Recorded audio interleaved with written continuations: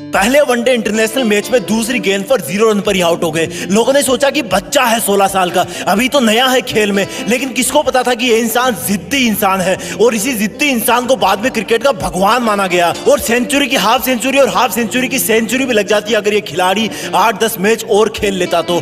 Zero से जिद्दी बन गए, जिद्दीपन ने हीरो बना दिया, जिद ने जीरो और हीरो के बीच में एक पुलिया बना दी। दुनिया के कई रिकॉर्ड तोड़ डाले इन्होंने। एक सामान्य कद के खिलाड़ी किसी खेल के भगवान कैसे बन गए? अब क्या कहें इनके बारे में। बच्चा जानता है, बड़ा बुजुर्ग जानता है। उनकी जिद ने उनको 16 साल की उम्र में इंटरनेशनल टीम में जगह देकर मैदान में उतार दिया। एक क्वेश्चन पूछूंगा मैं आज, तुम अपनी लाइफ में कितना बड़ा पाना चाहते हो? अब वो चाहे सफलता हो, पैसे हो या फिर नाम हो, सोच के बताओ। अल्बर्ट आइंस्टीन जितना बड़ा, जिनका नाम अभी तक किताबों में चलता आ रहा है, और जब तक इस पृथ्वी पर जीवन रहेगा और जब तक विज्ञान है ना, तब तक अल्बर्ट आइंस्टीन की छाप कोई विज्ञान की किताब से नहीं हटा सकता। अरे पृथ्वी भी रहे या ना रहे, लेकिन उनके साइंस के फॉर्मूले तो हमेशा ही सच रहेंगे। ऐसा कैसे हुआ? स्कूल में मंदबुद्धि कहा जाने वाला विद्यार्थी इतना बड़ा इंसान कैसे हो सकता है? क्योंकि उनमें जिद थी कि मैं अपने हिसाब से पढ़ूंगा, अपने हिसाब से खोजूंगा। जिद थी कि बस करता रहूंगा। बनना चाहते हो इतना बड़ा? वापस आते हैं अपने कंट्री में। ज्यादा पुरानी बात नहीं है, रतन टाटा जी ने एक कार लॉन्च की इंडिया में, नहीं चली, घाटा होने लगा। जब ज्यादा घाटा होने का अंदेशा हुआ तो अपना कार व्यापार बेचने चले गए किसी और कंपनी के पास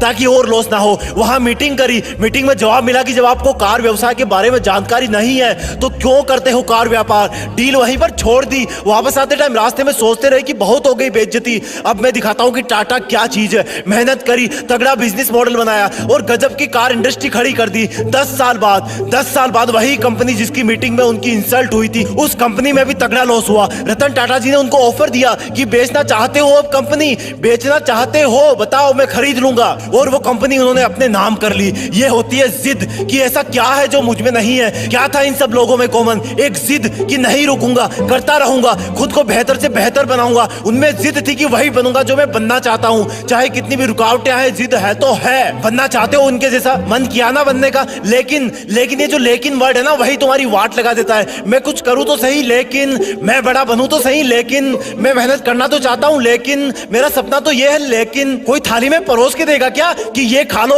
आज से तुम सचिन हो जाओगे, ये खा लो, आज से तुम दुनिया में आइंस्टीन के नाम से जाने जाओगे, ये जड़ी बूटी खा लो, आज से तुम अरबपति बिजनेसमैन बन जाओगे। लेकिन मैं तुम्हें बताता हूं कि जब तक इस लेकिन वर्ड की तुम वाट नहीं लगाओगे ना, जब तक इसको जिद में नहीं बदलोगे ना, तब तक कुछ नहीं होगा। लेकिन पहले ये बताओ कि क्या खास था इन लोगों में? सोचो, क्या उन्होंने अवतार लिया था? क्या वो प्रकट हुए थे? क्या खास था इन लोगों में जब वो दुनिया में आए थे? वही हाथ पैर, वही आंखें, नाक कान मुंह पेट गला सब कुछ वही ना। उनके शरीर में भी इंसान का ही खून था ना, वही मिट्टी का शरीर था ना। क्या ये सोने चांदी के बने थे? क्या ऊपर वाले ने इनके कान में कोई गुप्त मंत्र फूके भेजा था कि जाओ तुम सचिन बनोगे, जाओ तुम रतन टाटा बनोगे, जाओ तुम आइंस्टीन बनोगे? चलो एक और एग्जांपल देता हूं। जब तुम्हें एक दिन के लिए कोई रूम में अकेले बंद कर दे तब तुम क्या करोगे? जब तुम्हें एक हफ्ते के लिए रूम में बंद कर दे तब तुम क्या करोगे? और टाइम पीरियड बढ़ाऊं, जब तुम्हें एक महीने के लिए रूम में अलग थलग बंद कर दे तब तुम क्या करोगे? नहीं, अभी भी नहीं हुआ। अगर तुम्हें 1 साल के लिए किसी काल कोठरी में बंद कर दिया जाए तब तुम क्या करोगे? जान निकल जाएगी ना। अब मैं तुम्हें एकदम से कहूं कि नहीं यार, तुम्हें तो 27 साल तक जेल में रहना है, तो तुम तो जीने की उम्मीद ही छोड़ दोगे ना, क्योंकि बाहर आओगे तब तक शरीर कमजोर पड़ जाएगा,